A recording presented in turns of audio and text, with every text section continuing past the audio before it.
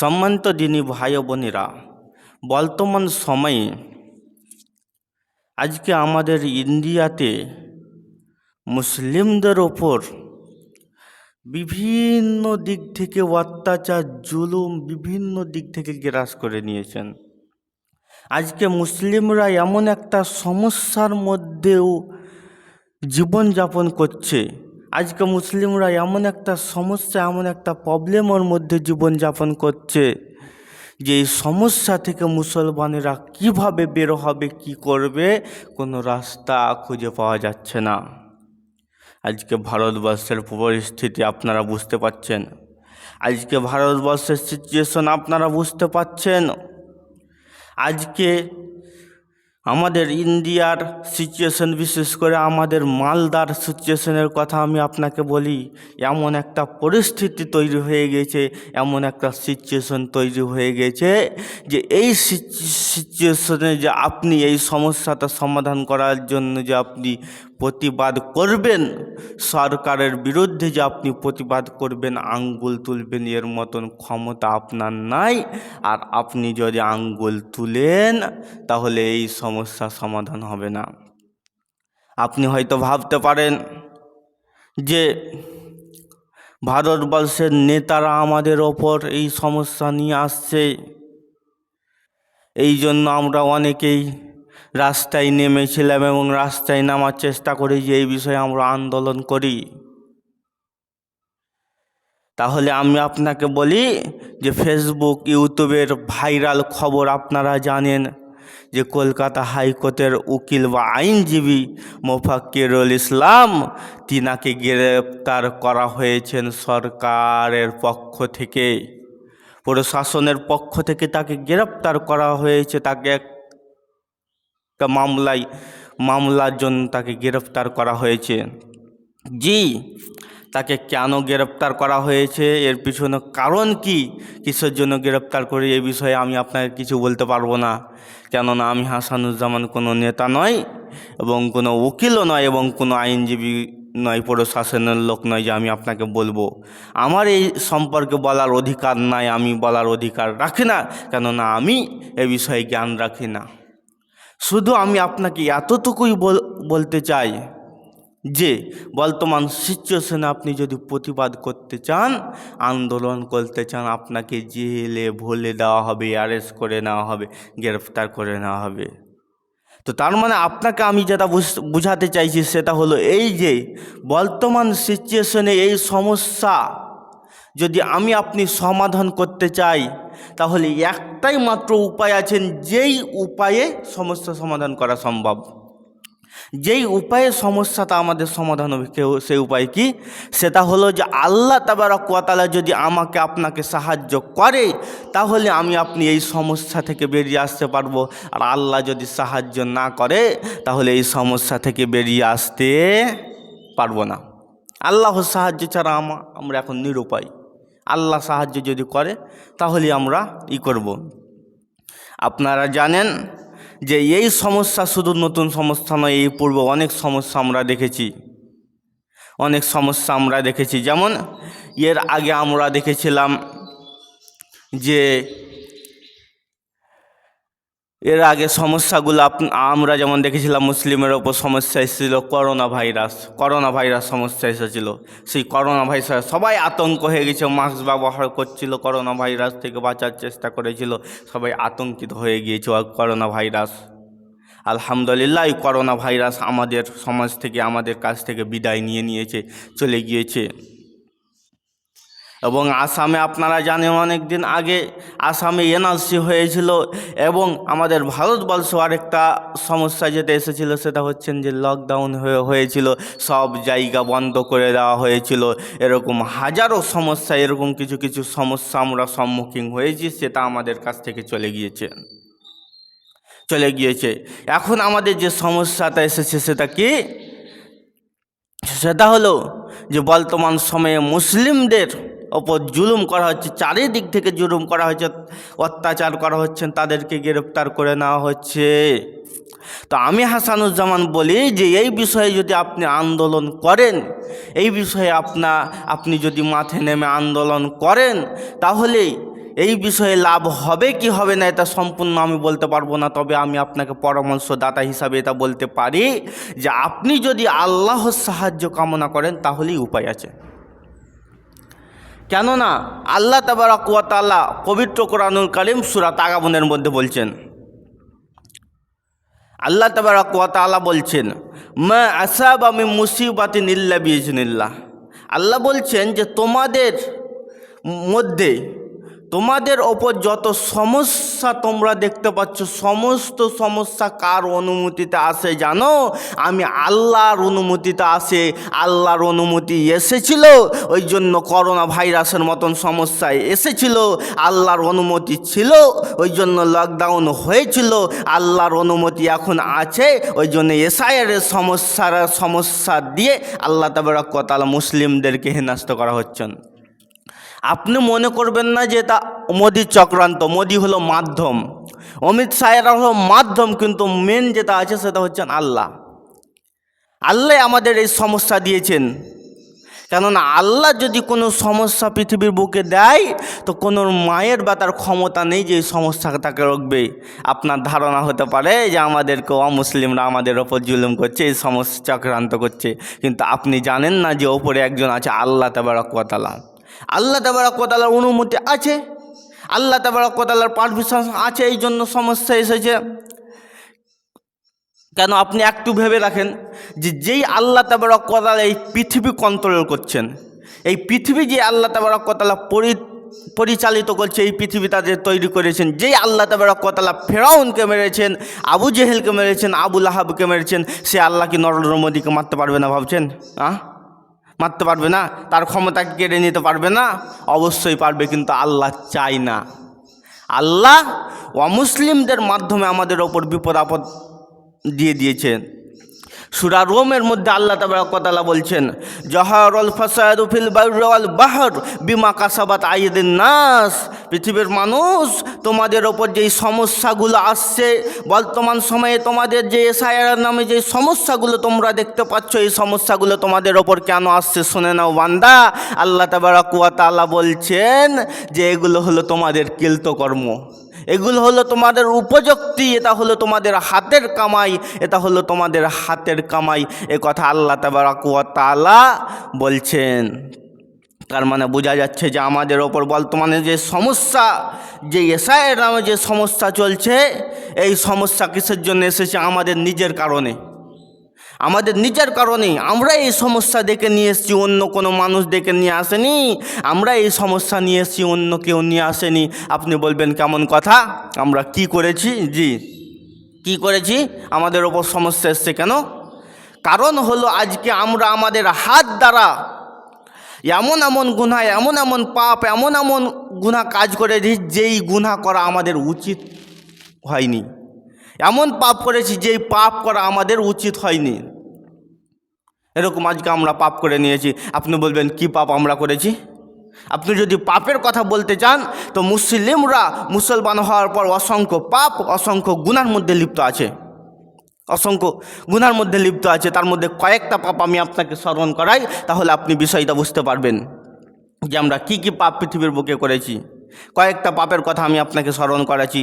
তার মধ্যে 1 নম্বর পাপ যেটা হলো, সেটা হচ্ছেন যে আল্লাহ রসুলের হাদিস প্রমাণ আছে যে যখন সমাজে জেনা বেড়ে যাবে, ব্যভিচার বেড়ে যাবে, মানুষ যখন জেনাকে হালাল মনে করবে, তখন আল্লাহ তাবারক ওয়া তাআলা এদেরকে আযাব দিবে, এদেরকে শাস্তি দিবে। বলেন আপনার মেয়েটা জেনা করে কি করে না?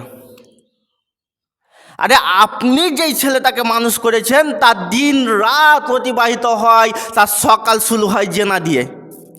আপনি যেই মেয়েটাকে জন্ম দিয়েছেন, যেই মেয়েটাকে আপনি স্কুল কলেজ বিশ্ববিদ্যালয়ে পড়াচ্ছেন, ইউনিভার্সিটিতে পড়াচ্ছেন, সেই মেয়ের খোঁজ নেই, সেই মেয়ের মোবাইল আপনি চেক করেন, প্রতিদিন মেসেঞ্জারে তার জেনা চলে, প্রতিদিন মেসেঞ্জারে সে ভিডিও কলিংয়ে কথা বলে, আপনি খবর নেই। আজকে বর্তমান সময়ে আমাদের সমাজের অবস্থা এমন হয়ে গেছে যে জেনা এত পরিমাণে বেড়েছে, এত পরিমাণে বেড়েছে যেটা বলার কথা নয়। 50 বছর আগে, 10 বছর আগে এই জেনা ছিল না। মানুষ বুঝতো না যে এগুলো কী ভালোবাসা প্রেম, যে এখন যে এমনভাবে আকৃষ্ট হয়েছে এগুলো মানুষের ধারণা ছিল না। কিন্তু আপনার 5 বছরের যে ছেলেটা আছে, 6 বছরের ছেলে, 10 বছরের যে মেয়েটা আছে, সে জেনার ওপর পিএইচডি করে রেখেছেন। সে জেনার ওপর, সে ভালোবাসা জেনা এগুলোর ওপর পিএইচডি করে রাখা আছে। আপনার চেয়ে ভালো জানা আপনি ওর মতন জানেন না। তা আপনার ঘরে জেনা হচ্ছে, আপনার ঘরে পাপ হচ্ছে, তো আল্লাহ মুসলমানদের ঘরে জেনা হচ্ছে, মুসলমানদের ঘরে পাপ হচ্ছে, মুসলমানেরা জেনায় লিপ্ত হয়ে যাচ্ছে। তো মুসলমানদেরকে আজাব দিবে না, শাস্তি দেবে না, হয়রানি করবে না, তো হয়রানি করবে কাকে? আপনি একবার প্রশ্ন করেন যে আমি দিন রাত জেনা করছি আর আল্লাহ আমাকে আজাব দিবে না, তো দিবে কাকে? কাকে দিবে? আপনি নিজেকে প্রশ্ন করেন। তো আমি আপনাকে যেই কথাটা বলতে চাইছি যে আপনি যদি নিজেকে মানুষ মনে করেন, তাহলে আমি আপনাকে বলি যে অতি শীঘ্রই আপনি জেনাকে ছেড়ে দেওয়ার চেষ্টা করুন। আপনি পশু প্রাণীর পরিচয় দিয়ে পৃথিবীর বুকে বসবাস করেন না, নিজেকে মানুষ বলে প্রমাণ করার চেষ্টা করেন। আরে আজকে এসআইআর নামে বলা হয়েছে তোমার ভোটার থেকে নাম ডিলিট হয়ে গেছে, এই জন্য আজকে মালদার মানুষ মুসলমানের আতঙ্ক হয়ে গেছে, পেরেশান হয়ে গেছে যে কি করা যায়। আরে এটা তো দুনিয়ার সমস্যা, এটা তো চিরস্থায়ী সমস্যা নয়, এটা তো ক্ষণস্থায়ী সমস্যা, এটা তো কিছুদিনের জন্য সমস্যা। এই সমস্যার জন্য মুসলমান তুমি এত আতঙ্কিত হয়েছো, এত মাতামাতি করেছো। আল্লাহ তাবারাক ওয়া তাআলা কুরআনুল কারীমের মধ্যে বলেছেন যে বান্দা তুমি যদি আমার ইবাদত না করো আমি তোমাকে জাহান্নামে দিয়ে দেবো। বান্দা তুমি জেনার মতন পাপ যদি না ছাড়ো তাহলে আমি আল্লাহ তোমাকে জাহান্নামে দিয়ে দেবো। বললাম আপনি কি পেরেশান হয়েছি, আমি কি আতঙ্ক হয়েছি, আমি কি সিদ্ধান্ত নিয়েছেন? যে কোনো সিদ্ধান্ত নিয়ে তাহলে মানে বোঝা যাচ্ছে যে মুসলমান দুনিয়াতে সুখী হওয়ার জন্য, দুনিয়াতে ভালো থাকার জন্য যে কোনো পথ অবলম্বন করতে পারবে। এটা হচ্ছে মুসলমানদের বাস্তব অবস্থা। তো আমি আপনাকে যেই কথাটা বলার চেষ্টা করছিলাম সেটা হলো যে বর্তমান সময়ে মুসলমানদের ওপর সমস্যা আসছে কেন? আমরা গুনাহ ছেড়ে দিয়েছি।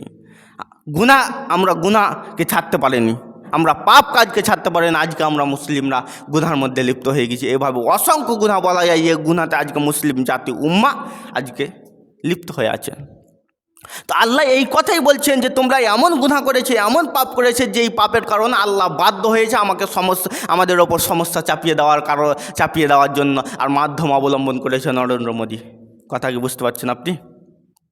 এটাই হচ্ছে কারণ। তো এখন প্রশ্ন হলো যে এটা হচ্ছেন আল্লাহ যদি আমাদেরকে সমস্যায় ফেলে, তাহলে বর্তমান সময়ে আল্লাহর সাহায্য ছাড়া উপায় নেই।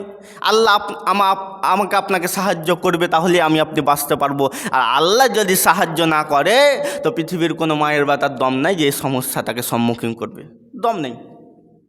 এখন আমাকে আপনাকে জানতে হবে যে আপনি আল্লাহর সাহায্য পাবো কিভাবে। আমাকে আপনাকে জানতে হবে এই বিষয়টা, এই বিষয়টা জানতে হবে যে আল্লাহর সাহায্য পাবো কীভাবে। এক কথায় আল্লাহর সাহায্য পাওয়ার উপায়। এখন মেন যে আলোচনা হবে যে আল্লাহর সাহায্য পাবো আমরা কিভাবে, আর উপায়গুলো কি, এগুলো গুরুত্ব সহকারে শুনবেন।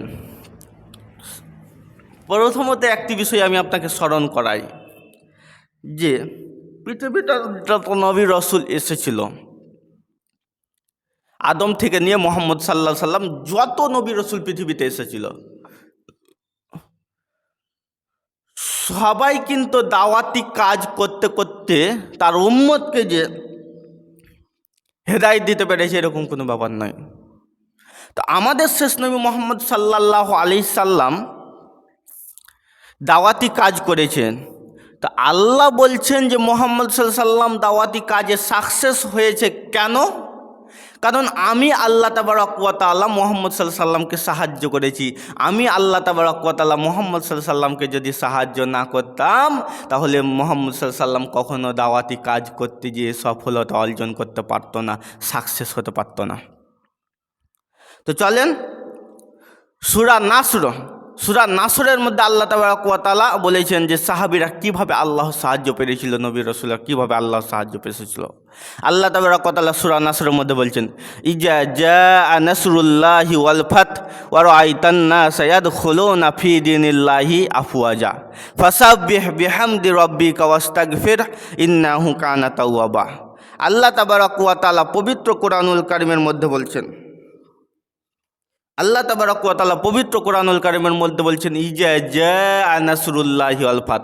আল্লাহ তাবারক ওয়া তাআলা বলছেন যখন আমার সাহায্য আসবে, ওয়া রাআইতান নাসা ইয়াদখুলুনা ফি দীনিল্লাহি আফওয়াজা, যখন আমার সাহায্য আসবে তখন তুমি মানুষকে দেখতে পাবে যে তারা দলে দলে ইসলামে কবুল হয়েছে, দলে দলে তারা আল্লাহর দিন কবুল করবে, আল্লাহর দিনের দিকে ধাবিত হবে দলে দলে যখন আল্লাহর সাহায্য আসবে।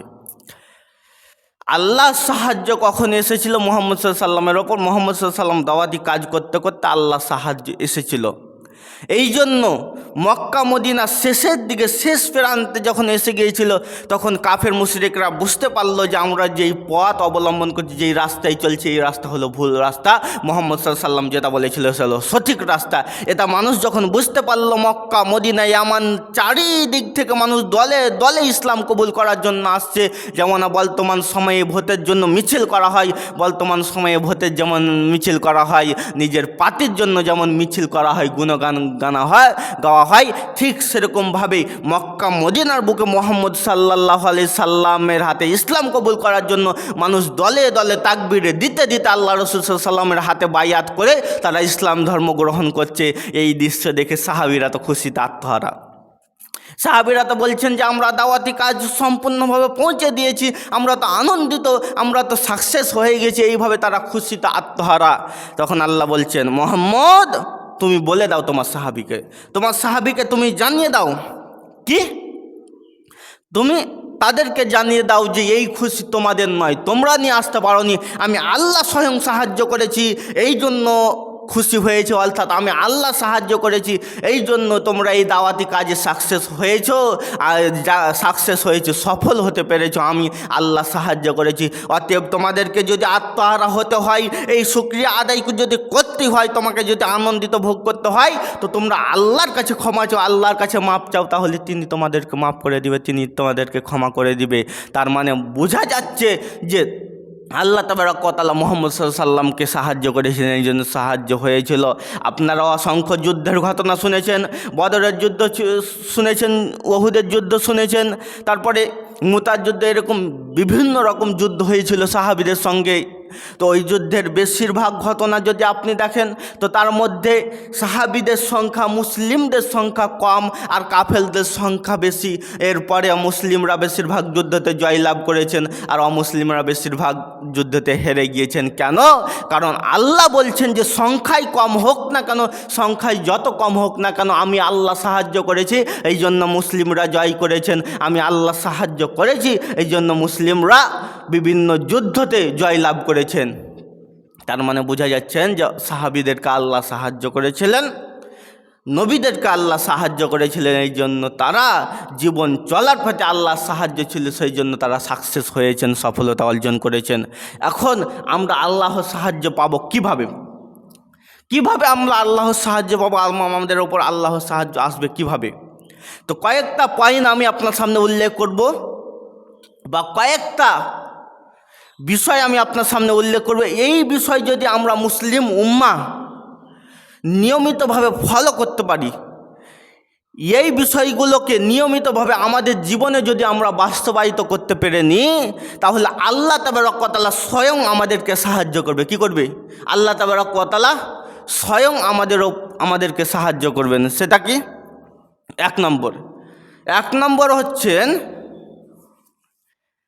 নম্বর হচ্ছেন যে আল্লাহ তাবারক ওয়া তাআলা স্বয়ং আমাদেরকে সাহায্য করবে, যেই বিষয়টা আমাদেরকে মানতে হবে। সেটা কি? এক নম্বর হলো যে সালাত আদায় করা, নামাজ রাখা।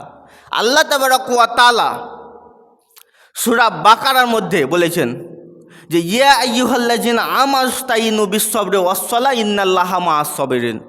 আল্লাহ তাবারক ওয়া তাআলা কুরআনুল কারীমের মধ্যে বলছেন, পৃথিবীর মানুষ, তোমরা যদি আল্লাহ সাহায্য পেতে চাও, তাহলে তোমরা কি করো?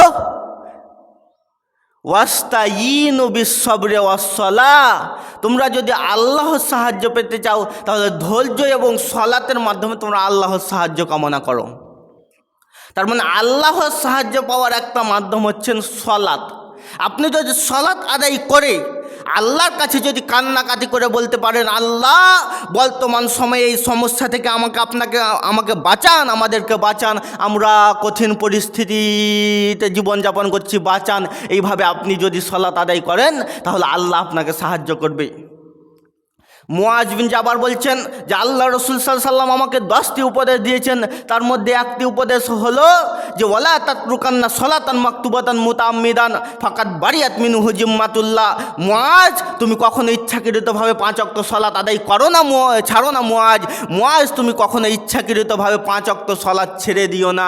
অর্থাৎ মুআজ, তুমি ফরজ সালাত আদায় করো, ফরজ সালাত তুমি আদায় করবে। এটা মুআজকে আল্লাহ রসুল উপদেশ দিলেন। তারপরে আল্লাহ রসুল বলছেন যে তুমি যদি এই 5 ওয়াক্ত সালাত আদায় করো তাহলে আল্লাহ বলছেন ফাকাদ বারিয়াত মিনহু জিম্মাতুল্লাহ, আমি আল্লাহ তাবারক ওয়া তাআলা তোমার জিম্মেদার নিয়ে নিলাম, তোমাকে হেফাজত করার দায়িত্ব আমি নিয়ে নিলাম। আমি আল্লাহ তাবারক ওয়া তাআলা তোমাকে হেফাজত করব, আমি আল্লাহ তোমার দায়িত্ব নিয়ে নিলাম। মানে বুঝতে পারলেন যে কেউ যদি নিয়মিতভাবে 5 ওয়াক্ত সালাত আদায় করে তাহলে আল্লাহ ওই বান্দার দায়িত্ব নিয়ে নিলেন। মানে ধরলেন এখানে একজন বাচ্চা আছে ইয়াতিম, তার বাবা মা কেউ নেই, উদাহরণ ভালোভাবে শুনবেন, বাবা মা তার কেউ নেই। এখন এখানের মধ্যে একজন সম্মানিত লোক বলছেন, টাকা পয়সা আছে, সে বলছেন যে ভাই তুমি যেহেতু ইয়াতিম, তোমার বাবা মা কেউ নেই, জায়গাতে কেউ নেই, চলো আমার বাড়িতে তুমি থাকবা, মানুষ হবে, আমি তোমার দায়িত্ব নিয়ে নিলাম, ভরণ পোষণ পড়াশোনা যাবতীয় খরচ তোমার যা হবে আমি সব বহন করলাম। এক কথায় তোমার দায়িত্ব আমি নিয়ে নিলাম। মানে ওই চ্যাংড়া তার কোনো ক্ষতি হবে না, যা কিছু প্রয়োজন আছে সব কিছু পূরণ করবে, তাকে হেফাজত করার দায়িত্ব নিয়ে নিলেন আপনি। তা আল্লাহ বলছেন যে মুসলিমরা কিভাবে হেফাজত করবে, মুসলিমরা কিভাবে আমার সাহায্য পাবে। আল্লাহ তাবারক ওয়া তাআলা বলছেন যদি মুসলিমরা সালাত আদায় করে, সারা পৃথিবীর মুসলমান, সারা ভারতবর্ষের মুসলমান, ইন্ডিয়ার মুসলমান যদি আজ থেকে প্রতিজ্ঞা করে যে আমি 5 ওয়াক্ত সালাত আদায় করব, আমি জিন্দেগিতে নামাজ ছাড়বো না, কেননা নামাজ হলো আল্লাহর বিধান, নামাজ আমার ওপর ফরজ করা হয়েছে, আমি নামাজ ছাড়বো না। তো আল্লাহ অঙ্গীকার করছে, আল্লাহ ওয়াদা করছে যে ওই বান্দাকে আমি দায়িত্ব নিয়ে নিলাম, ওই বান্দাকে আমি হেফাজত করার দায়িত্ব নিয়ে নিলাম। আর বান্দা যদি নামাজ না পড়ে তো আল্লাহ বলছেন যে তোর ওপর আমার কোনো দায়িত্ব নেই, তোর ওপর কোনো দায়িত্ব নেই। তুই মরলেও কি, তুই বাঁচলেও কি, তুই পৃথিবীতে যেমন ইচ্ছা তেমন চল, তোর ভালো হবে কি খারাপ হবে আমি এই বিষয়ে কোনো দায়িত্ব বহন করব না, আমি তোমাকে ছেড়েই দিলাম, তোমার যা ইচ্ছা তাই করো। এবার বলেন, এখানে আপনারা বলেন আজকে বর্তমান সময়ে মুসলিম উম্মাহ কয়জন 5 ওয়াক্ত সালাত আদায় করে? আরে আজকে বর্তমান সময়ে বাবরি মসজিদ নিয়ে তোড়পাড় করা হচ্ছেন, যেটা হুমায়ুন কবির নাকি বাবরি মসজিদ তৈরি করছিল, এইভাবে মানুষদের আবেগ নিয়ে খেলছিল, বাবরি মসজিদ তৈরি করা। আর মানুষও এত পাগল হয়ে গিয়েছে যে সে তার বাড়ি থেকে ঈদ ধুয়ে বাবরি মসজিদে নিয়ে আসছে, এমন মায়া দেখাচ্ছে মনে হচ্ছেন যে স্বয়ং আল্লাহ তাবারক ওয়া তাআলার পক্ষ থেকে ফেরেশতা এসেছে, এত মায়া দেখাচ্ছে। করছে এভাবে ঈদ জমা করে দিয়েছে বাবরি মসজিদের জন্য, কেন সে মনে করছে যে আমার অন্তর হলো বাবরি মসজিদ। অথচ তার বাড়ির পাশে প্রতিদিন নামাজ হচ্ছে, 5 ওয়াক্ত নামাজ হচ্ছেন, বলছে হাইয়া আলাস সালাত, সে ঘুমিয়ে থাকছে প্রতিদিন তার বাড়ির পাশে মসজিদে নামাজ পড়ার জন্য তাকে ডাকছে, সে ঘুমিয়ে আসে। তার বেলা তার অন্তর সচেতন হলো না, তার অন্তর জাগলো না, আর বাবরি মসজিদের বেলা তার অন্তর জেগে এলো, তার অন্তর জাগ্রত হয়ে গেল। তো এখন সত্যতা প্রকাশ হয়েছে যে মুসলমানদের আবেগ নিয়ে খেলা হচ্ছেন। এই জন্য আবেগ দিয়ে ইসলাম চলে না, মনে রাখবেন। যে আপনার মন বলছে না এই কাজ করতে ভালোবাসে, কিন্তু ইসলাম বলছেন যে নট অ্যালাউ, আমি এটা অ্যালাউ করি না, এটা ইসলাম চলবে না। ইসলাম চলে কি? বিবেক দিয়ে, কোনোদিন আবেগ দিয়ে চলে না। অতএব আপনাদেরকে অনুরোধ করবেন যে আবেগ দিয়ে আপনি কাজ করাচ্ছে, বিবেক দিয়ে আপনি কাজ করেন। আবেগ দিয়ে কাজ করতে আপনাকে কেউ বলেন, আপনাকে বিবেক দিয়েই কাজ করতে বলেছেন। অতএব আমি আপনাকে যেই কথাটা বলছিলাম কি, সেটা হচ্ছেন যে যতদিন পর্যন্ত মুসলিম সমাজ 5 ওয়াক্ত সালাত নিয়মিতভাবে আদায় না করবে ততদিন পর্যন্ত সমস্যা আসবে, ততদিন পর্যন্ত আল্লাহর গজব আসবে। আপনি এটা লিখে নিতে পারেন। আজকে আমাদের ওপর সমস্যা আসছে কেন? কারণ আমরা নামাজ ছেড়ে দিয়েছি, আমরা কেউ নামাজ পড়ি না, আমরা সব এখন বেনামাজি হয়ে গিয়েছি। তা আপনার আর মুসলিমের মধ্যে কোনো পার্থক্য থাকলো? আরে অমুসলিম সালাত আদায় করে না, কারণ সে অমুসলিম। সে যখন জন্মগ্রহণ করেছেন তখন সে বলেছেন না অমুসলিম, আর অমুসলিমের ওপর কোনো বিধান নাই, বিধান আছে কার মুসলমানের ওপর। তা আপনি নিজেকে মুসলমান দাবি করে আপনি বেনামাজি থাকছেন, আপনার লজ্জা থাকা উচিত। তো আপনার হায়া থাকা উচিত যে আমি মুসলমান, আমি বেনামাজি থাকবো, মানে এটা তো আপনার হায়া থাকা উচিত। তো যেই কথাটা আমি আপনাকে বলার চেষ্টা করছি সেটা কি বলেন তো, সেটা হলো যে আপনি যদি সলাত আদায় না করতে পারি, নামাজ যদি না পড়ি, তাহলে আমার আপনার ওপর সমস্যা আসবে। আপনি এটা লিখে নিতে পারেন, 1 নম্বর। 2, এই সমস্যা যেহেতু হচ্ছে, এই সমস্যা আসছে, এখন আল্লাহর সাহায্য পাওয়ার 1 নম্বর হল সলাত আদায় করা। 2 নম্বর যেটা সেটা হচ্ছেন যে আল্লাহ তাবারক ওয়া তাআলার কাছে দোয়া করা। নামাজ পড়ার পর আপনি আল্লাহ তাবারক ওয়া তাআলার কাছে দোয়া করেন, আল্লাহ তাবারক ওয়া তাআলার কাছে আপনি দোয়া করেন যে হে আল্লাহ, এই সমস্যা থেকে তুমি ছাড়া কেউ বাঁচাতে পারে না, তুমি সাহায্যকারী, তুমি আমাদেরকে সাহায্য করো। এইভাবে আপনি আল্লাহর কাছে দোয়া করেন, আপনি সাহায্য পাবেন। 3, এই সাহায্য থেকে আপনি যদি আল্লাহর সাহায্য পেতে চাই তাহলে কি করতে হবে? আল্লাহ তাবারক ওয়া তাআলা ছাড়া তার ওপর ভরসা করা যাবে না। আপনি আল্লাহ তাবারক ওয়া তাআলার ওপর ভরসা করেন।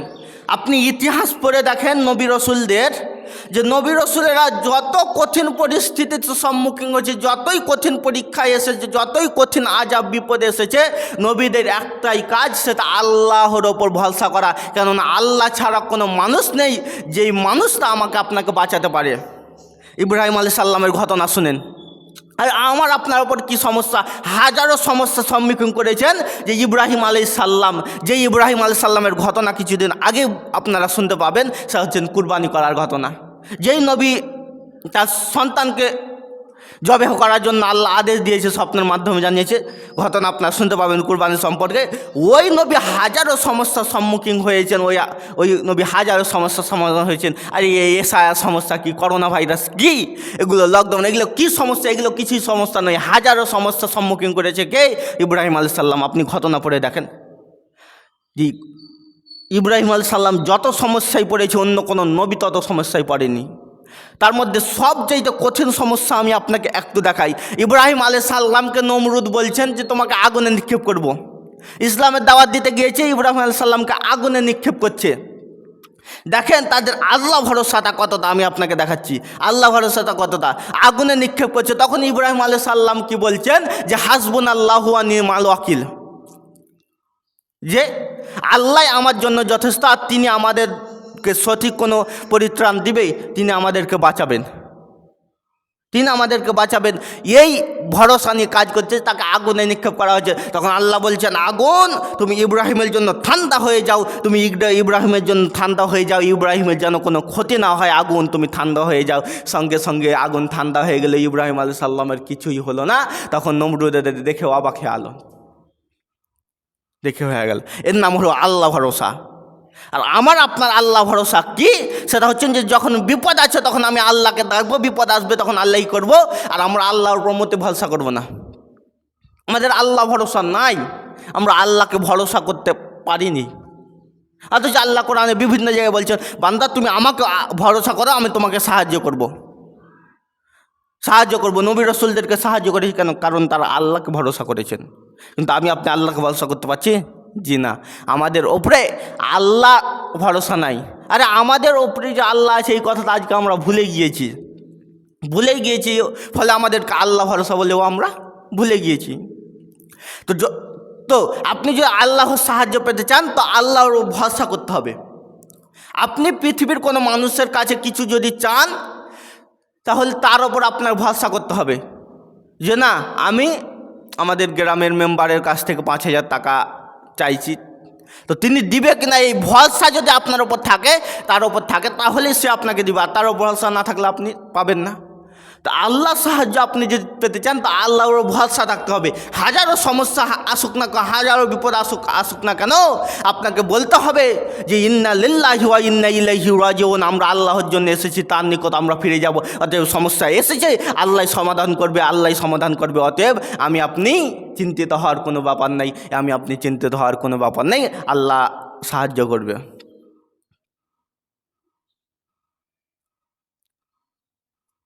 তো আল্লাহর উপর ভরসা করতে হবে। আরেকটি যেটি বিষয় করতে হবে সেটা হচ্ছে ধৈর্য ধারণ করতে হবে। মুসলিম সমাজ আজকে ধৈর্যহারা। মুসলিম সমাজ কি আজকে ধৈর্যহারা, মানে মুসলিমদের মধ্যে ধৈর্য পাওয়া যাবে না। মনে রাখবেন, যদি কোনো মানুষের মধ্যে যদি ধৈর্য না আসে, ধৈর্য যদি কোনো মানুষের মধ্যে না থাকে, তাহলে কোনোদিনও সে সমস্যা থেকে সম্মুখীন হতে পারবে না, কোনোদিনও সফলতা অর্জন করতে পারবে না। আপনাকে ধৈর্য ধরতেই হবে। এই জন্য আল্লাহ তাবারক ওয়া তাআলা কুরআনুল কারীমের বিভিন্ন জায়গায় বলছেন ওয়াসবির আলা মা ইয়াসির। আল্লাহ তাবারক ওয়া তাআলা বলছেন, বান্দা তুমি ধৈর্য ধারণ করো, বান্দা তুমি ধৈর্য ধারণ করো। যে কোনো বিপদ এসে আল্লাহ বিপদ দিয়েছেন, আমি ধৈর্য ধারণ করি, আল্লাহ এই বিপদে আমাকে পথ দেখাবে। এভাবে আমাকে আপনার কী করতে হবে? ধৈর্য ধারণ করতে হবে। আমি আপনি যদি ধৈর্য যদি ধারণ না করতে পারি, কোনো দিনও বিপদ থেকে সম্মুখীন হতে পারবো না, বিপদ থেকে বাঁচতে পারবো না। অতএব ধৈর্য ধারণ করতে হবে। তো আমি আপনাদেরকে যেই কথাটা বলতে চাইছি, শেষের দিকে এবার যেই কথাটা বলবো সেটা হচ্ছেন যে আল্লাহর সাহায্য পাওয়ার এইভাবে যদি বলতে লাগি তো অনেক বিষয় আছেন যেগুলো বলার প্রয়োজন আছে, সেটা আছে। তো আমি আপনাকে যেটা বলছি যে আল্লাহর সাহায্য আমি আপনি যদি পেতে চাই, তাহলে একটা জামে কথা দিয়ে আমি আপনাকে আলোচনার দিকে শেষের দিকে নিয়ে চলে আসলাম। সেটা হচ্ছেন যে আল্লাহর সাহায্য পাওয়ার সবচাইতে সুন্দর মাধ্যম হলো যে ব্যক্তি কোরআন এবং হাদিস অনুযায়ী নিজের জীবনকে পরিচালনা করবে, যে ব্যক্তি কোরআন এবং সেই হাদিস দ্বারা নিজের জীবনকে পরিচালিত করবে, সেই ব্যক্তি আল্লাহর সাহায্য পাবে। মুহাম্মদ সাল্লাল্লাহু আলাইহি সাল্লাম এবং সাহাবীরা কেরামরা আল্লাহর সাহায্য পেয়েছিল কেন? কারণ তারা আল্লাহ এবং তার রসুলকে মেনে নিতে পেরেছিল। যতদিন মুসলিম উম্মাহ আল্লাহ এবং তার রসুলকে মানতে না পারবে, যতদিন মুসলিম উম্মাহ আল্লাহ এবং তার রসুলকে তার জীবনে বাস্তবায়িত করতে না পারবে, ততদিন এই মুসলিম উম্মাহ আল্লাহ সাহায্য পাবে না। আল্লাহর সাহায্য পাওয়ার সবচাইতে বড় মাধ্যম হলো যে আল্লাহ এবং তার রসুলকে মেনে নেওয়া, আল্লাহ এবং তার রসুলকে মেনে নেওয়া। আল্লাহ যেটা বলেছেন সেটাকে মেনে নিতে হবে, রসুল যেটা বলেছেন সেটাকেও মেনে নিতে হবে। আল্লাহ এবং তার রসুলকে মেনে নেওয়ার মাধ্যমেই এই মুসলিম জাতি আল্লাহর সাহায্য পেতে পারে। তো যেই কথাটা আমি আপনাকে এটাই বলার চেষ্টা করলাম যে এগুলোর মাধ্যমে আমরা আল্লাহর সাহায্য পেতে পারি, পাবো। অবশ্যই ইনশাআল্লাহ আশা রাখেন যে পাবো। 5 ওয়াক্ত সালাত, 1 নম্বর যেটা আল্লাহর সাহায্য, 5 ওয়াক্ত সালাত। 2 আল্লাহ ভরসা। 3 ধৈর্য। আর শেষে 4 আপনি মানুষকে সাহায্য করলে আল্লাহ আপনাকে সাহায্য করবে। আর 5 শেষের দিকে যেটা বললাম এক কথায় যে কোরআন এবং হাদিস অনুযায়ী নিজের জীবনকে পরিচালিত করতে হবে, তাহলে আল্লাহ আমাদেরকে সাহায্য করবে। অবশেষে আমরা দোয়া করি আল্লাহ তাবারক ওয়া তাআলার কাছে, যেন আল্লাহ তাবারক ওয়া তাআলা আমাদের সমস্ত মুসলিম নর এবং নারীদেরকে যেন মাফ করে দেয়, সঠিক রাস্তা চলার তৌফিক দান করেন। আল্লাহ তাবারক ওয়া তাআলার বিশেষ দোয়া। এই সমস্যা আমরা দেখতে পাচ্ছি ভারতবর্ষের বুকে, হে আল্লাহ তুমি আমাদেরকে সাহায্য করো, তুমি সাহায্য না করলে আমরা এই সমস্যা থেকে বাঁচতে পারবো না। আল্লাহ তাবারক ওয়া তাআলা যেন আমাদেরকে অতি শীঘ্রই তিনার সাহায্য করে আমাদের এই সমস্যার সম্মুখীন করে, এই দোয়া আজকে আমরা রেখে আজকের মতন আলোচনা এখান থেকে সমাপ্ত করছি। ওয়া আখিরু দাওয়ানা আলহামদুলিল্লাহি রাব্বিল আলামিন। আসসালামু আলাইকুম ওয়া রাহমাতুল্লাহ।